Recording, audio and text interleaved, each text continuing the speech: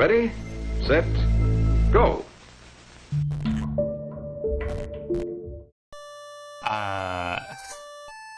Welcome to Lily's Well. I don't know a whole lot about this game. I don't know how much time it's gonna take to finish. Hopefully, like no more than a couple hours, but also hopefully at least a couple hours, you know? 2 hours exactly is the sweet spot. But yeah, it's this cool little like pixelated horror RPG, which I haven't played one of those in a hot minute, so figured it might be a good time to go. You are finally available on time, and you are so ready for the spooky time. I'm also ready for the spooky time. Starting off strong here, it is a cold, rainy day in the Tabachi household. You are Lily. Oh, look at this kid. Oh, she's adorable. I love the hat and the green overalls and all this, and the purple hair. It's a good look. Lily is a young, innocent girl, 9 years of age. You live in a modest home with your papa. On this cold and rainy day, you are knitting on the couch while papa packs his things. Tonight, he needs to go to work in order to teach a night class. It's where you learn about the nighttime. It starts at 8 a.m. As Lily is a good child, Papa trusts you to stay safe while he is gone. Well, Papa clearly doesn't know shit about me. Before he leaves, Papa makes hot dogs and the boxed mac and cheese. Wow. That's honestly, that's a good meal. That's a good solid meal right there. Papa clearly loves me and cares for me. He helps you pour the cheese sauce on your hot dog in order to make it taste better. Dang, Papa knows what's going on. No, Papa knows what's up on good hot dogs. You enjoy your meal together, ignorant of future events. Well, of course I'm ignorant of future events. They're future events. Papa puts you to bed, the sounds of rain lulling you to sleep. And if you're wondering if I'm always going to call him to pronounce it as Papa, yes, absolutely. What's happening? Excuse me. Help. Someone help. Hello? You awaken to the sound of a voice. Lily? Hello? The voice seems to come from outside. Please don't tell me it's coming from the well. You look out your bedside window. Nobody. There's nobody among the rain and the darkness. There's not a single soul out there. Was it a dream? You open your window a crack to listen closer. Please. It hurts. Help. The well. Someone is in the well. Isn't this more like a job for, like a really enthusiastic dog? I guess all the dog does is come and tell me, so I guess we're cutting out the middleman here. The rope normally hanging from it has vanished. That's not a good sign. You are a good girl, so you get out of bed to go help. Read instructions? Okay, yeah, sure.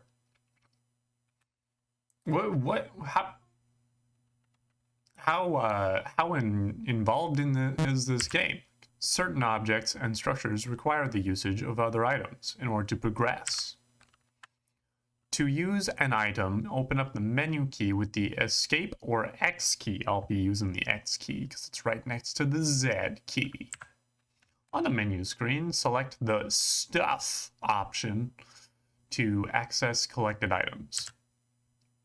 By selecting an item and using it on Lily, she will use it. Okay, good to know. Lily must be right in front of the item's target in order to use it. Okay, good to know. Some items have multiple places they can be used, So don't be afraid to get creative. I am never afraid to get creative. Okay, item types. There are 4 different types of items: stuff, ropes, keys, and files. Okay.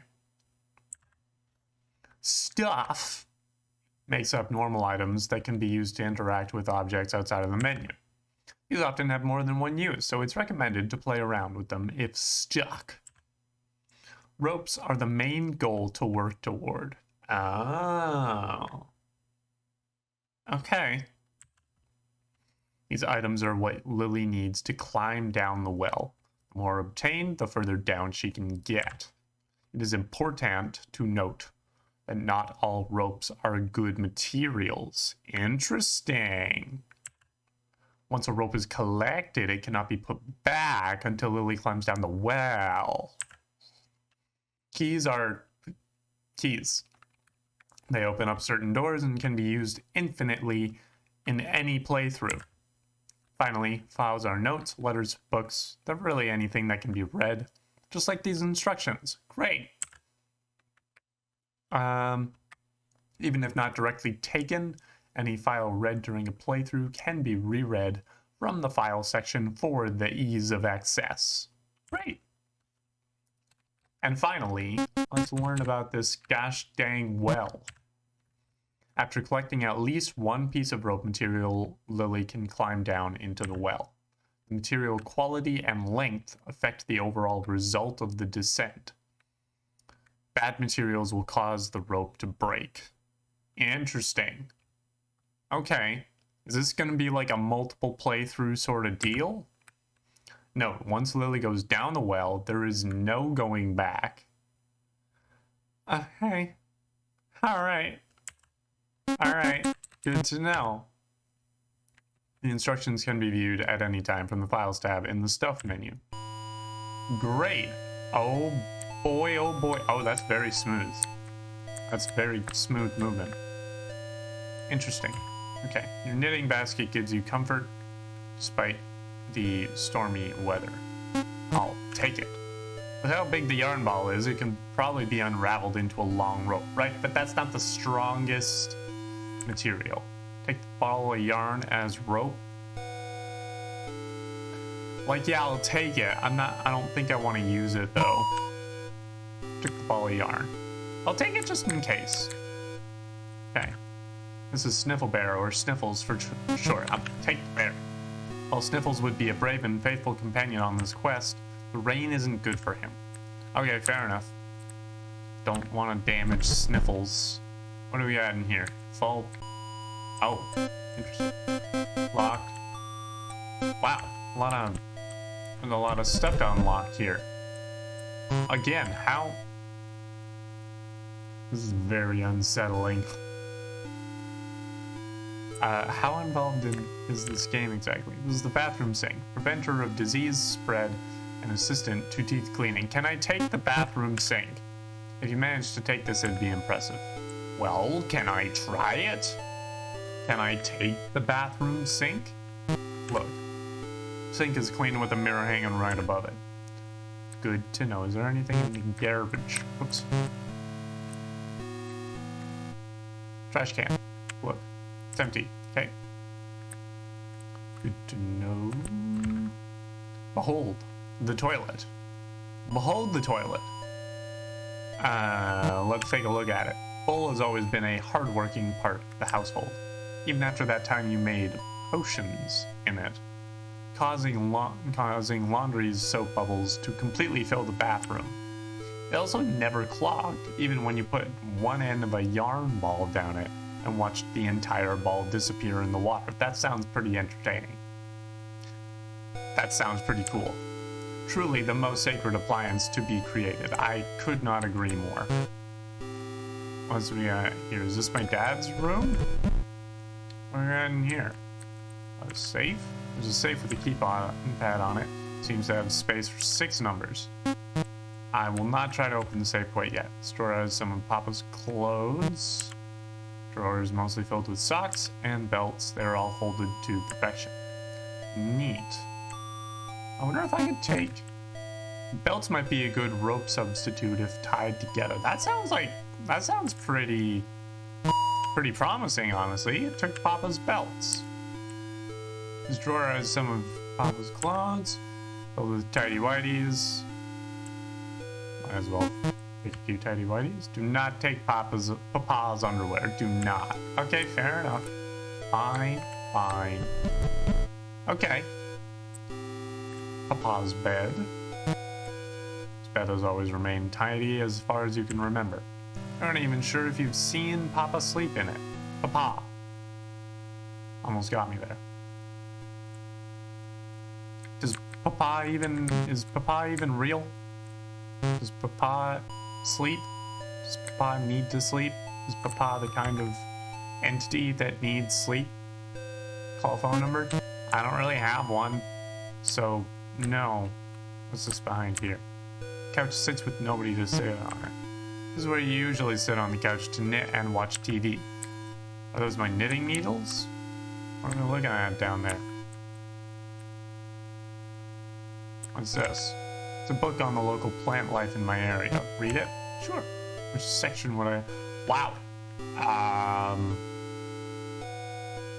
Let's read the introduction.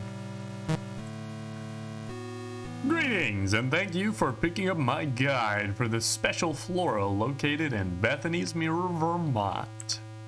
I am Magus Bergamo, a resident of the Bethany's Mirror area since childhood. I've spent my years studying the various unique plants that only grow in this pocket of the world. Many of these plants take on unique and unexpected roles in their ecosystems, as well as provide plenty of uses for local foragers. Like with any plant or fungal life, it is important to properly identify anything you are foraging. Failure to do so can lead to extreme injury or death. It is additionally important to not violate anyone's personal territory while foraging. An angry resident of Bethany's Mirror is far worse than any moose. You've clearly never fought a moose before. Those things swing below the belt, I'll tell ya. With all of that out of the way, let's take a look at the most common specimens you will find in this area. I'm gonna come back to this, because it seems like there might be some useful information in here, but I kind of want to get on with stuff. There's the doors to the pantry. Let's take a look. Padlock keeps the door shut. This is a place only Papa is allowed to go in. Why the pantry? I can't just go get myself a snack? The drawings cover the fridge. Can I take anything from the fridge? There isn't much in the fridge. The grocery delivery hasn't come yet this week. Fair enough. Okay. Let's... Wait a minute. There's a key up there. Am I tall enough to get the key? This is the keyboard. It's where Papa hangs the keys. Moose are majestic murder machines. Plants don't got shit on moose. Absolutely, I couldn't agree more, Gobo Poopa. Next to the board is a note from one of Papa's friends. Can't really read it from down here. Okay, so we can't reach the key at the moment. Okay, let's head on outside. See what we can do about this. See what we can do about this, this well situation. Your tire swing hangs empty and alone. There's a small puddle inside the swing from the rain. But remember that mosquitoes can lay their eggs in stagnant water, so you don't want to touch it. That's fair, I guess. It's a very specific reason to not touch it. Let's try and take it. As useful as an actual rope would be, it's tied tightly with a bowline knot. Your small hands would have no hope of untying it. Fair enough. And bowline knots aren't to be taken lightly, I suppose. Okay, what are we doing here? What's this? There's a pretty big rock on the ground. It's a rock. One of the common things to find outdoors. I know about rocks. Can I take the rock? Probably gonna be heavy. Take the rock. No. Not at the moment. Actually, wait. Can we go get these? vines? There's a vine growing along the tree. Take these vines, tightly tangled within the tree bark. It's probably better to cut it down. Good to know. Are all of these the same way? Trying to pry this off the tree with your bare hands would result in bleeding and the inability to touch anything without pain for a long time. Probably better to cut it down. Fair enough. What about these red ones? Take the vine, rooted deep into the ground. Probably better. Okay, I get it. I gotta get something to cut down the freaking thing. Okay. So here's the well. Let's see what these belts can do.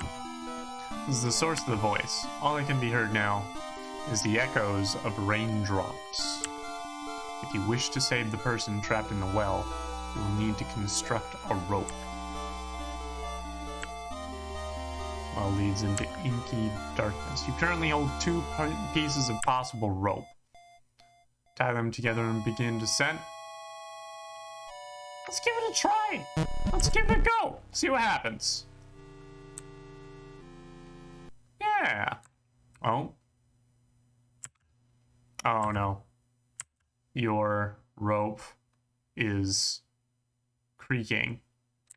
Okay. Something is very... Oh no. Something is very wrong, you say?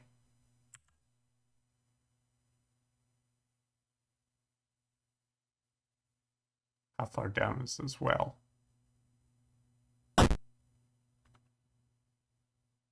That's a deep well. That's a deep well right there. As you fell, you were lucky to land head first, killing me instantly. Great. How lucky for me.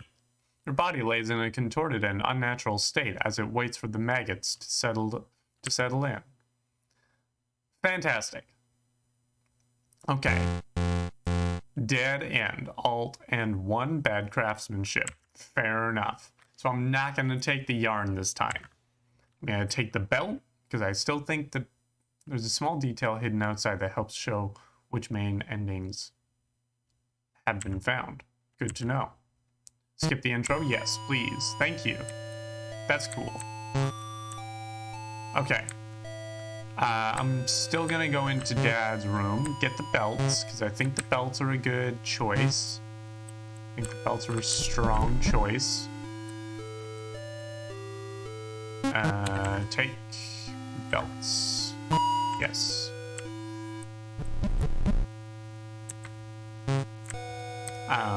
I mean, I don't know how heavy this lily is, so I don't know exactly how much material and what kind of strength of material I should be looking for. But we'll see what we can do. There's a memorial for someone in a language I don't understand. Memorial says that. Can I highlight that? No? On top of the stone is a strangely shaped hole. It's narrow and seems to go a little over 5 inches. Okay. Clippers! Large part of garden shears are buried in the ground. Let's take them. Children and large scissors usually don't mix. Take the shears? Absolutely. Yes, please. I can get the vines with those. Shed doors locked in order to prevent forest animals from making their way inside. That's fine for now. That is okay for now. I'm gonna go get those vines. I'm gonna get the one that was rooted into the ground. I feel like that one would be strongest.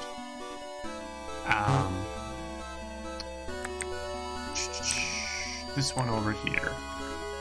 Vine growing along the tree. Wait. This vine is rooted deep into the ground. Probably better to cut it down. Oh, wait. Stuff. Stuff. Shears. Use shears. This vine may be able to serve as a possible rope. Cut and take the red berry vine for climbing. Yes, please. Carefully cut down the vine, squishing many berries in the process. Took the red berry vine. Great. I'm not gonna take all the vines, because I don't know if that would be a smart investment. But I will at least take some of the vine. You can put any unwanted rope parts in here. Note, discarded rope materials cannot be taken out of the trash. Sort through ropes and choose what to discard? No. Not for the moment. Do we have anything in the mail? No mail today. Okay, fair enough. Well, let's, Oh, now's not the time to be playing in the road. Fair enough. I understand. Hey, I wasn't trying to be playing on the road. I'm just trying to cross the road. Am I not allowed to cross the road? Alright. Let's read that book on vines. Yes. Vines. The vine plants of Bethany's Mirror can be some of the most dangerous and the most useful for foragers.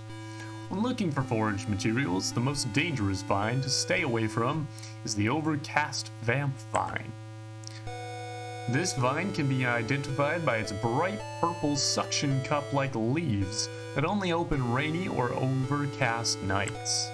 Touching these leaves will cause the vine to grab its new prey and attach as many suction cups as possible to the victim's skin.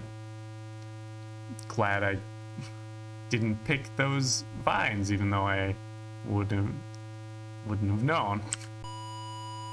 It will then use these suction cups to rip the victim's skin open and suck out all of their blood until they're bone dry. Great!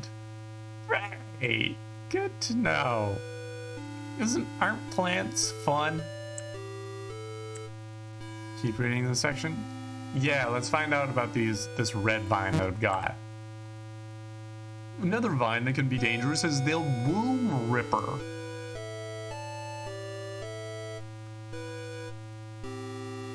Okay. Despite its name, it doesn't actually rip out wombs, but its danger still cannot be underestimated. The womb ripper is only dangerous for those who eat the bright red berries off of its vines. Touching or squashing the berries appears to be harmless. Okay. After being consumed, the berries will latch onto the inner linings of its new host's stomach and intestines. Maybe those vines could take on a moose. Yeah, I would like to see if all three of these vines joined forces to take on one moose. I think that'd be a pretty even battle. Like a tapeworm, the seeds inside the berries will steal nutrients from the host before eventually sprouting. Sensing the sun outside of the body, the new plants will violently burst out of the host's organs, likely leaving the host to bleed out and the new vines to grow on the nearest tree or other large object. The body will be used by the womb ripper as extra food throughout its life. Luckily, the womb ripper vine becomes very brittle shortly after separating it from its root. Oh, good to know. Oh, that is very good to know. Okay, so we should throw away this vine. This makes it easy to incinerate. Keep reading this section. Yeah, let's learn about the third vine. One vine that is both dangerous and useful for foragers is known as Orderly's Punishment.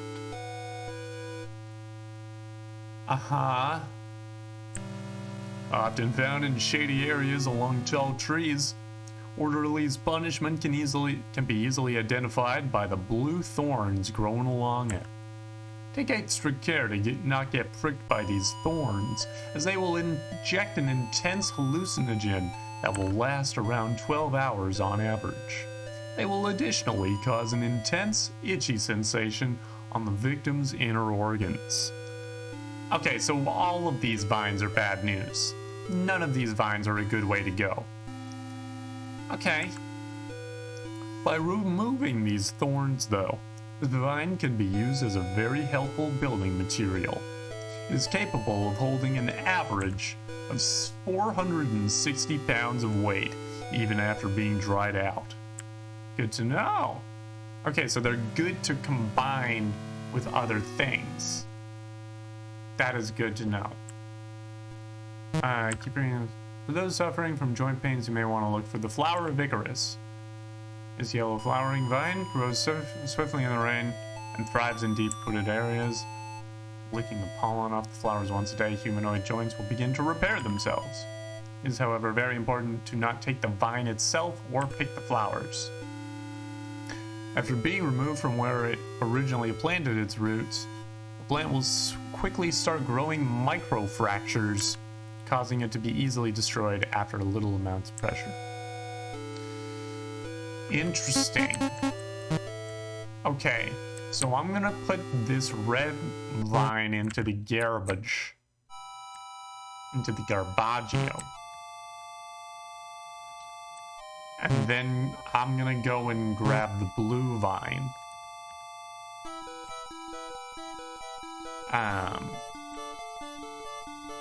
Yes. Red berry vine that you cut off a tree. Discard it? Yes.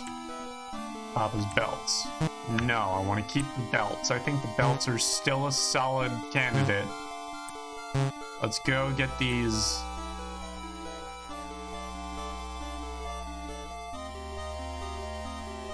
And then the yellow ones are just... Okay. Look. Sharp blue thorns that point toward the ground. Chokehold on the tree. Let's see what happens if I take them. Trying to pry this off the tree with your bare hands would result in bleeding and the inability to touch anything without pain for a long time. Probably better to cut it down. Right. That's what I should do. Shears. This vine may be able to serve as a possible rope. Cut and take the blue thorn vine for climbing. Yes. You carefully cut down the vine and use the shears to trim down the thorns. Smart. Look at you go, Lily. You took the blue thorn vine. Great. I love it. Okay. I'm gonna give this another go in the well before I end this YouTube video. Source of the voice. Let's give this a go. Tie them together and begin descent. Yes, let's see what happens. Getting pretty far down. Getting pretty far down. This is definitely an improvement. The rope has come to an end. The way down seems endless. No voices can be heard. Just the sound of your own breathing and the rain falling from above. It mixes with your sweat, making your hands uncomfortable. You decide to give up and climb back up. The task is much more difficult than lowering yourself down. The pain in your hands and the moisture in the area create a terrible combination. Oh no! You lose your grip and fall. Dang it. Alright.